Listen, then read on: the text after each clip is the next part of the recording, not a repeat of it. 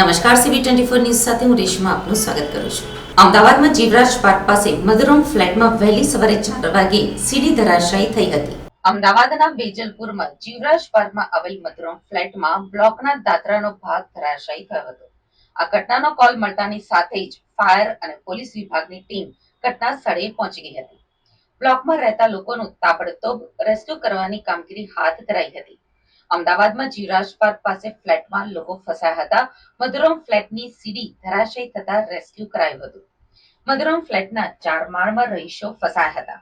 વહેલી સવારે 4 વાગે સીડી ધરાશાયી થઈ હતી। તેમાં બાળકો, વડીલો અને વૃદ્ધાઓ સહિત 26 લોકોનું રેસ્ક્યુ કરાયું હતું।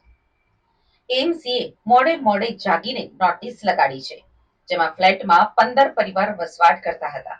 અમદાવાદ શહેરમાં વહેલી સવારે 4 વાગ્યાની આસપાસ આ ઘટના બની છે, જેમાં ફાયર વિભાગ દ્વારા બાળકો સહિત મોટા લોકોનું રેસ્ક્યુ કરાયું હતું।